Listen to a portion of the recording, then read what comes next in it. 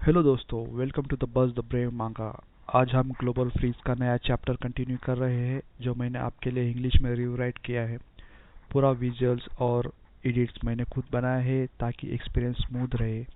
Original मांगा को official source से सपोर्ट जरूर करें। चलिए स्टार्ट करते हैं आज का चैप्टर। चैप्टर 2549 पूर्ण रक्षा, पूर्ण आक्रमण 1, एब्सोल्यूट डिफेंस, एब्सोल्यूट अटैक 1। हम आज ऑस्ट्रेलियाई महाद्वीप के घास के मैदानों पर एक चमत्कार देख रहे हैं। किंग आर्थर ने दबी हुई आवाज में कहा। उनकी आंखें चमक रही थी क्योंकि वे झांग यी को अत्यधिक उत्साह के साथ देख रहे थे। अभी 2 साल पहले वे दोनों समान शर्तों पर एक दूसरे से लड़ सकते थे, लेकिन अब उन्हें कोई संदेह नहीं है कि झांग यी उन्हें तुरंत मार सकते हैं। उन्होंने अकेले ही 4 विदेशी नाइट स्तर के दिग्गजों को दबा दिया। ये भयानक है, अपनी सतर्कता कम मत करो, ओरिब ने उन्हें याद दिलाया। उन्होंने अभी तक किसी भी महत्वपूर्ण बिंदु, वाइटल पॉइंट्स पर प्रहार नहीं किया है। ये सुनकर सभी ने तुरंत युद्ध क्षेत्र की ओर देखा। तभी उन्हें एहसास हुआ कि हालांकि झांग यी ने 4 शक्तिशाली विदेशी योद्धाओं को घायल कर दिया था और उनकी चोटें बहुत गंभीर लग रही थी और हर जगह खून था, हालांकि उनका संचालन अप्रभावित रहा और उनके हमले बेहद भीषण बने रहे। जैसा कि अपेक्षित था, एक नाइट आखिर नाइट ही होता है। असाधारण जीवन को इतनी आसानी से नष्ट या पराजित नहीं किया जा सकता। उनके हमलों में बार बार मिली विफलताओं ने अंततः 4 नाइट स्तर के एलियंस को झांग यी को कम आंकने से रोक दिया। वास्तव में उन्होंने शुरू में झांग यी को कम नहीं आंका था। उन चारों ने सेना में शामिल होकर भीषण हमला किया था, लेकिन उन्हें बस ये उम्मीद नहीं थी कि भले ही उन्होंने झांग यी को गंभीरता से लेने की पूरी कोशिश की हो, फिर भी वे झांग यी के वास्तविक स्तर का अंदाजा नहीं लगा पाए। यहां तक कि क्रोबा भी ये स्वीकार करने से खुद को नहीं रोक सका, एक के विरुद्ध एक की स्थिति में मुझे डर है कि मैं वास्तव में उसका मुकाबला नहीं कर पाऊंगा। गुचावे ने भारी आवाज में कहा, हमें व्यक्तिगत रूप से लड़ना बंद करना चाहिए और सहयोग करना शुरू करना चाहिए। हर कोई मेरे आदेश को सुने और व्यवस्थित तरीके से हमला करे। मैंने उसकी क्षमता को पहले ही देख लिया है। भविष्य को देखने की उसकी क्षमता अल्पकालिक है, लगभग 3 सेकंड। लड़ाई के इस बिंदु तक गुचावे ने स्वाभाविक रूप से कुछ गड़बड़ देखी थी। ये सुनकर क्रोबा, गुशान और कोंग ने स्वाभाविक रूप से कमान को लेकर बहस करना बंद कर दिया। आखिरकार समय आधारित क्षमता वाले उपयोगकर्ता वास्तव में युद्ध क्षेत्र के कमांडर के रूप में अधिक उपयुक्त होते हैं। ठीक है, तो हम वैसा ही करेंगे जैसा तुम कहोगे। हमें निराश मत करना। चलो सब मिलकर काम करते हैं और इस आदमी को जितनी जल्दी हो सके नीचे गिराते हैं। चारों कबीलों ने अब अलग अलग हमला नहीं किया, बल्कि इसके बजाय गुचावेन की कमान में एक संयुक्त हमला किया। गुचावेन ने झांग यी की असंख्य छवियों, मीरियड इमेजेस पर मौजूद नन्ही दरार को ध्यान से देखा। गुशान और कोंग पहली चाल चलेंगे और उस दरार पर हमला करेंगे।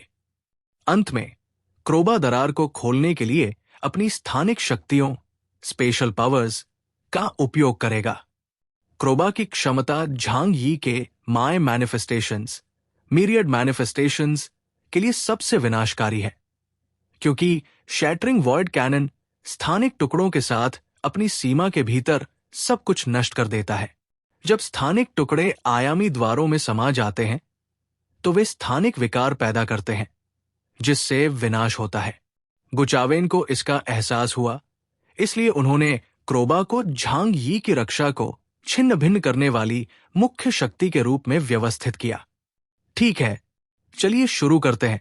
गुशान की मुट्ठी ने पहले ही शक्तिशाली विदेशी ऊर्जा इकट्ठा कर ली थी, जैसे उसकी भुजा पर लगातार फैलता हुआ एक छोटा सूरज जो बड़ा और बड़ा होता जा रहा था।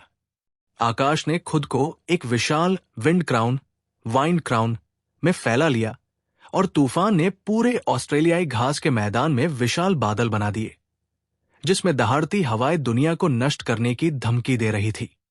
तूफान अपने आंतरिक भाग में एक वैक्यूम जोन बनाता है, जिसमें तूफान के मुकुट का किनारा अनगिनत अत्यंत महीन वैक्यूम ब्लेडों में लिपटा होता है। अपनी शक्ति जुटाने के बाद दोनों ने एक ही समय में झांग यी की असंख्य घटनाओं पर हमला किया। उनके पीछे क्रोबा ने अपना विशाल भेड़िए जैसा जबड़ा खोला और एक अराजक आयामी तूफान संघनित हुआ, जो अंततः एक पारदर्शी वॉइड शैटरिंग कैनन में बदल गया और आगे दहाड़ा। 3 भयानक शक्तियां एक के बाद एक निकली, जो ब्रह्मांड की असंख्य घटनाओं पर भारी रूप से टकराईं। इस बार असंख्य पंखुड़ियों के किनारे से और भी स्पष्ट कड़कड़ाने की आवाज आई। दरवाजे के किनारे की दरार थोड़ी मोटी हो गई थी, जैसे पारदर्शी कांच पर खींची गई कोई गहरी खरोंच। छठी पीढ़ी का दिल बैठ गया और मॉर्गन की उंगलियों के जोड़ फिर से सफेद चमकने लगे। केस की रक्षा और भी अधिक टूट गई है। क्या ये एक प्रतिशत है? किंग आर्थर ने थूक निगला। वो जानते थे कि असंख्य घटनाएं अजेय नहीं थी। जब तक ऊर्जा सीमा से अधिक हो जाती थी, उन्हें भी नष्ट किया जा सकता था। झांग यी अलौकिक क्षमताओं के मामले में 4 विरोधियों के खिलाफ नुकसान की स्थिति में थे। यहां तक कि सबसे अजेय क्षमता भी शक्ति के अंतर को पार नहीं कर सकती। झांग यी ने देखा कि 3 आयामी द्वार नष्ट हो गए थे। क्रोबा के शैटरिंग कैनन के तहत स्थानिक दरारों के समा जाने ने आयामी द्वार को नष्ट कर दिया। ये काम कर रहा है। 4 नाइट स्तर के पावर हाउस खुशी से झूम उठे। झांग यी ने अपनी भौहें उठाई। वाकई, एक के खिलाफ 4 काफी चुनौतीपूर्ण है। ये चारों अपने कबीले के शीर्ष विशेषज्ञ हैं, और उनमें से किसी का भी क्षमता सूचकांक झांग यी से कम नहीं है। इसके अलावा 4 अलग अलग गुणों वाली क्षमताओं ने झांग यी को रोकने में असमर्थता की पूरी तरह से भरपाई कर दी। उन चारों के मिलकर काम करने से एक शक्तिशाली रासायनिक प्रतिक्रिया हुई। झांग यी ने अपने हाथ में पकड़े हुए डेमोनिक चाकू को आधा इंच ऊंचा उठाया। सब कुछ निगल लो, पाताल लोक की नदियां, devour everything, rivers of the netherworld. Blade की चमक नाटकीय नहीं थी। ब्लेड की रीढ़ पर केवल एक स्थिर रेखा थी, जो दिल की धड़कन की तरह स्थिर थी। अंधेरी नेदरवर्ल्ड रिवर अचानक हिंसक हो गई और चारों नाइट स्तर के दिग्गजों की ओर बढ़ने लगी। उसी समय डायमेंशनल स्ट्रिंग डिस्कनेक्ट को सक्रिय किया गया क्षण भर में, और इसकी अचूक क्षमता ने उनकी गतिविधियों को रोक दिया। 2 क्षमताएं, एक लक्षित प्रहारों के लिए और दूसरी अंधाधुंध विनाश के लिए, मिलकर चारों नाइट स्तर के पावर हाउसों के लिए एक बड़ा खतरा बन गई। पाताल लोक की नदी विंड क्राउन के किनारे पर छा गई, जो कागज की एक शीट की तरह लग रही थी, जिसे धीरे से चिकना कर दिया गया हो। उसकी सारी सिलवटें गायब हो गई।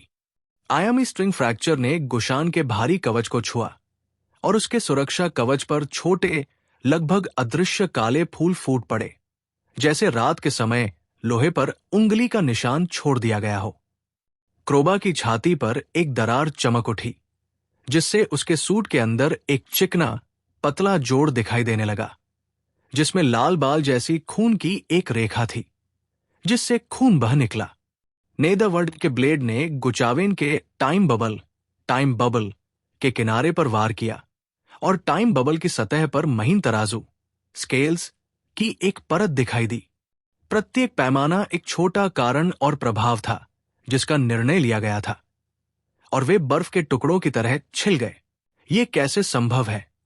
गुचावेन पहली बार चिल्लाया। ये वास्तव में मेरी रक्षा को भेदने में कामयाब रहा। क्या इसमें कुछ अजीब है?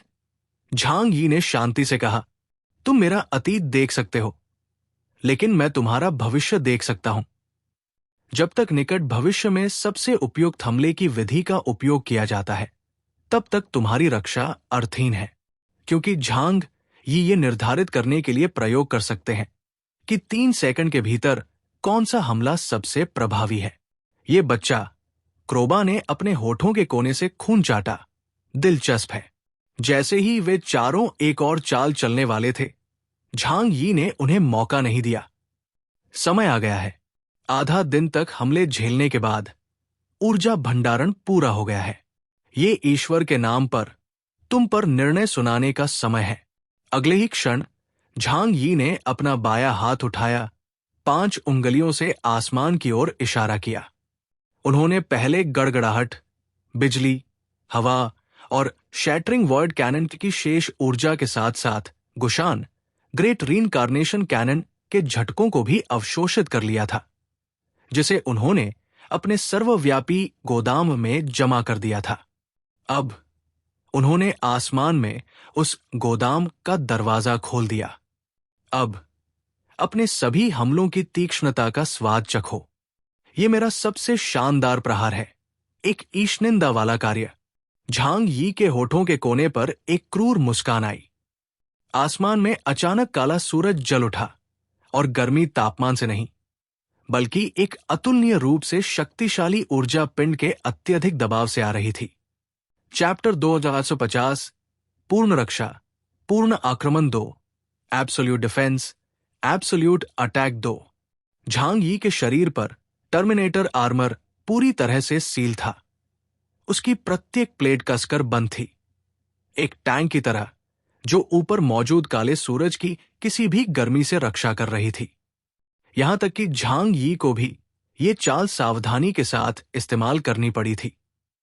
काला सूरज, जिसने 5 नाइट स्तर के पावर हाउसों की हमले की ऊर्जा को इकट्ठा किया था और इतना शक्तिशाली था कि दम घुटने लगे, अचानक आसमान में दिखाई दिया। पूरा अंतरिक्ष विकृत हो गया और ऊर्जा विकिरण, रेडिएशन द्वारा उत्सर्जित गर्मी के कारण पृथ्वी एक पतले बिस्किट की तरह टूटकर रेगिस्तान में बदल गई। इससे तट के किनारे का समुद्री पानी तेजी से वाष्पित हो गया, जिससे नीचे का समुद्र तट दिखाई देने लगा। काफी दूरी से भी प्रत्येक जातीय समूह के प्रतिनिधि गंभीर दिख रहे थे। यहां तक कि वो शक्तिशाली नस्ल का प्रतिनिधि, जो पहले उदासीन भाव बनाए हुए था, अब शांत नहीं रह सका और उसकी आंखें बुरी तरह कांपने लगी। ऊर्जा सूचकांक, एनर्जी इंडेक्स 58,000 अंक, 59,000 अंक, 62,000 अंक। यह आदमी अपनी सीमा से कहीं अधिक शक्ति का उपयोग कैसे कर पाया? सिद्धांत बहुत सरल है। झांग यी की रक्षात्मक क्षमताएं उनकी आक्रामक और समग्र युद्ध शक्ति से कहीं अधिक है। गुशान और अन्य पूरी तरह से हतप्रभ थे। ऐसा लग रहा था कि वे अब केवल एक साधारण व्हाइट नाइट स्तर के प्रतिद्वंदी का सामना नहीं कर रहे थे, बल्कि उनके ऊपर एक ब्लैक नाइट खड़ा था। ये क्या चीज है? ये इतनी शक्तिशाली कैसे हो सकती है? झांग यी की आवाज एक न्यायाधीश की तरह ठंडी थी। नष्ट हो जाओ, डिस्ट्रॉय। एक हल्के धक्के के साथ झांग यी ने उस विशाल काले सूरज को 4 विदेशी दिग्गजों पर गिरा दिया, जो दिखने में धीमा था लेकिन वास्तव में अविश्वसनीय गति से बढ़ रहा था। इसने स्काई शैटरिंग कैनन की फाड़ने वाली शक्ति, हवा की कतरनी शक्ति, शेयरिंग फोर्स, बिजली के प्रभाव और बख्तरबंद डोमेन के दबाव को एक ही मिश्रित बम में मिला दिया था और इसे चारों नस्लों पर फेंक दिया था। पीछे हटो, गुचावेन पहली बार जोर से दहाड़ा। उसकी आवाज थोड़ी फटी हुई भी थी। उसकी अकेली आंख में लहरें तेजी से फैली। उसने चारों लोगों पर एक आधे सेकंड का टाइम शेल लगा दिया। उस आधे सेकंड को एक ऐसे रास्ते में खींच दिया जिससे वे बच सके। वे दूसरों को भागने का मौका देने के लिए इस पद्धति का उपयोग करने की कोशिश कर रहे थे। गुशान ने अपनी भुजाएं क्रॉस की और अपने आर्मर डोमेन को सक्रिय किया। आयरनक्लैड कबीले की दुर्जय रक्षात्मक शक्ति के साथ काले सूरज के प्रभाव की पहली लहर को रोकने का प्रयास किया। कोंग ने खुद को सैकड़ों छोटे भंवरों में डिसइंटीग्रेट कर लिया। वह इस बल का सामना नहीं कर सकता था और इसे केवल अधिकतम सीमा तक ही विघटित कर सकता था। क्रोबा अपने चारों अंगों के बल पर जमीन पर आ गया, अपनी स्थानिक क्षमता को उसकी सीमा तक धकेलते हुए। वो इतनी तेजी से चला कि काला सूरज से ढके क्षेत्र से भागने की कोशिश में वो एक धुंधली आकृति बन गया। हालांकि अगले ही पल काला सूरज अजेय रूप से गिरा, जो उन चारों की आंखों में बड़ा और बड़ा होता जा रहा था। काली रोशनी नीचे चमकी, अपने आसपास की हर चीज पर अंधाधुंध हमला करते हुए। चारों शक्तिशाली विदेशी योद्धाओं ने महसूस किया जैसे किसी विशाल हाथ ने उनकी छाती को दबा दिया हो, इतना भारी कि उनके शरीर लगभग कुचल गए। वे शक्तिशाली गर्मी विकिरण द्वारा राख में जलने ही वाले थे। मॉर्गन की आंखों में आंसू भर आए, हालांकि वो ये नहीं बता सकते थे कि ये हवा के कारण था या कुछ और। यही वह है जो वो वास्तव में हमें दिखाना चाहता था। ये उनकी छठी पीढ़ी का पावर हाउस है, जिसने अकेले ही 4 शक्तिशाली विदेशी योद्धाओं को दबा दिया, उन्हें तितर बितर होकर भागने पर मजबूर कर दिया। धमाका, बूम! गर्मी की लहर विशाल भूमि पर फैल गई और 100 मील दूर स्थित बातचीत के मंच पर भी उस भयानक गर्मी को महसूस किया जा सकता था। चारों नस्लों के शक्तिशाली व्यक्ति काले सूरज के झटकों, आफ्टरशॉक्स के बाद दिखाई दिए। गुशान के शरीर से कवच की एक परत छिल गई थी, जिससे उसके सख्त चेहरे पर गहरा साया दिखाई दे रहा था। उसका शरीर जलकर काला हो गया था, लेकिन खून नहीं था, क्योंकि घाव जलकर कोयला बन गए थे। एक वायुमंडलीय प्राणी के रूप में कोंग का विशाल शरीर भयानक घावों से ढका था। हालांकि वो ठीक होने की पूरी कोशिश कर रहा था, लेकिन घावों के किनारों पर बची हुई शक्ति ने उसकी रिकवरी को धीमा कर दिया। क्रोबा सबसे तेज था और उसे सबसे हल्की चोटें आई थी, लेकिन फिर भी उसके कंधे से खून बह रहा था और उसकी भेड़िए जैसी आंखें अत्यधिक क्रोध और आतंक से भरी थी।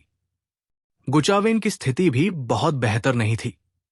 उसके चारों ओर का टाइम बबल चकनाचूर हो गया था और क्षति से बचने के लिए समय बढ़ाने के उसके प्रयास ने उसे केवल तुरंत मारे जाने से बचाया, लेकिन चोटें अपरिहार्य थी। 6 पीढ़ियों के सबसे मजबूत, तुम इस उपाधि के हकदार हो। चारों शक्तिशाली विदेशी योद्धा घायल हो गए थे। झांग यी के प्रति उनकी नजरें और अधिक विस्मयकारी, ऑ इंस्पायरिंग हो गई, जबकि उनके भीतर शक्तिहीनता की एक प्रबल भावना उमड़ पड़ी। हालांकि उनके अलौकिक शक्ति सूचकांकों में बहुत बड़ा अंतर नहीं था, लेकिन वास्तविक युद्ध में झांग यी के खिलाफ वे पूरी तरह असहाय थे। मैं आपकी रियायत की सराहना करता हूं। झांग यी मुस्कुराए। उनकी हथेली ने सूक्ष्म रूप से पाताल लोक, नेदरवर्ल्ड से काली धाराओं की एक और परत इकट्ठी की, जैसे किसी ने रात को 1 इंच और आगे धकेल दिया हो। क्या हमें लड़ना जारी रखना चाहिए? एक प्रहार चारों को मारने के लिए पर्याप्त नहीं था, लेकिन इसके बारे में कुछ नहीं किया जा सकता था। आखिरकार 4 विरोधियों का सामना करते हुए उन्होंने इन्फिनिटी स्वॉर्ड डोमेन का उपयोग करने की हिम्मत नहीं की, क्योंकि अंतरिक्ष 5 लोगों की शक्ति को सहन नहीं कर पाता और नष्ट हो जाता। अन्यथा 1 के विरुद्ध 1 की स्थिति में इनमें से कोई भी वापस खड़ा नहीं हो पाता। हालांकि झांग यी हतोत्साहित नहीं थे, क्योंकि उन्होंने अपना लक्ष्य पहले ही प्राप्त कर लिया था। तुम्हारे हमले में हमारी शक्ति शामिल है। गुचावेन ने अपने होठों के कोने से खून पोंछा। दूसरे शब्दों में, ये चाल हमारे हमलों को अवशोषित करने पर आधारित है। इसका मतलब है कि तुम कम समय में दोबारा इसका उपयोग नहीं कर सकते। सही कहा ना? झांग यी ने अपनी भौहें उठाई। तुम खुद कोशिश करके क्यों नहीं देख लेते? चलो कोशिश करते हैं। भले ही चारों शक्तिशाली दिग्गजों को भारी चोटें आई थी, लेकिन वे सभी नस्लों के सामने हार स्वीकार नहीं कर सकते थे। इसके अलावा वे चारों लड़ना जारी रख सकते हैं। आज की लड़ाई में वे उस स्थिति में पहुंच गए हैं जहां वे हारना बिल्कुल भी बर्दाश्त नहीं कर सकते। यदि आप हारते हैं तो अन्य समूहों द्वारा आपको कमजोर माना जाएगा और वे आपको निगल जाएंगे। आओ, उसका कछुआ कवच, टर्टल शेल टूट गया है। चलो हमला जारी रखते हैं। जब तक हम उसकी रक्षा को भेदेंगे, हम जीत जाएंगे। क्रोबा दहाड़ा। उसकी आंखें खून की प्यास से चमक रही थी। यहां तक पहुंचने के लिए हमने काफी कुछ किया है। झांग यी ने अपना हाथ उठाया और पुकारा, लिंग, लिंग, अब तुम्हारी बारी है। उनकी दुनिया का एक और आयामी द्वार खुल गया है। घास के मैदान के ऊपर की रोशनी अचानक एक पल के लिए चमक उठी, जैसे आधी रात का सूरज उतर आया हो। उनके सामने शून्य, वॉइड से एक छरहरी आकृति उभरी। वो चांदी के कवच में लिपटी एक महिला थी, इतनी पूर्ण कि वह देवताओं द्वारा तराशी गई कलाकृति जैसी लग रही थी। उसकी आंखें एक स्थिर झील की तरह थी। जैसे ही उसने बाहर कदम रखा, ऐसा लगा जैसे हवा और महीन हो गई हो, और हवा ने स्वतः ही उसकी तेज धार से किनारा कर लिया। जब लिंग प्रकट हुई तो अलौकिक शक्ति का कोई उतार चढ़ाव नहीं था। वो बस झांग यी के सामने चुपचाप तैर रही थी। उसकी 5 मीटर की ऊंचाई, पूर्ण रूप और उदासीन भाव ने उसे देखने वाले हर किसी को लगभग चौंका दिया। वो कौन है? वो मुझे इतनी जानी पहचानी क्यों लग रही है? पहली बार थ्री हेडेड कबीले के प्रतिनिधि की आंखों में भावनाओं की एक झलक दिखाई दी। उसकी आभा वो इहेन कबीले से है। मुझे अब याद आया, मैंने उसे पुराने अभिलेखागार आर्काइव्स में देखा है। 1000 हैंड्स कबीले के बुजुर्ग ने अपने 6 हाथ अपनी छाती पर दबाए। उनकी आवाज उत्साह से कांप रही थी। वो है इहेन कबीले की स्वॉर्ड नाइट। यहां आज का चैप्टर एंड होता है। मुझे उम्मीद है आपको यह पसंद आया होगा। कृपया मेरे गेमिंग चैनल को भी सब्सक्राइब करें। मैं सर्वाइव करने और कंटेंट बनाते रहने की कोशिश कर रहा हूं। आपका सपोर्ट मेरे लिए बहुत मायने रखता है। थैंक्स। कमेंट में जरूर बताएं। अगर आप मांगा स्टोरीज एंजॉय करते हैं तो वीडियो को लाइक करें और बस द ब्रेव मांगा को सब्सक्राइब करना मत भूलिए। मिलते हैं नेक्स्ट चैप्टर में। Thank you.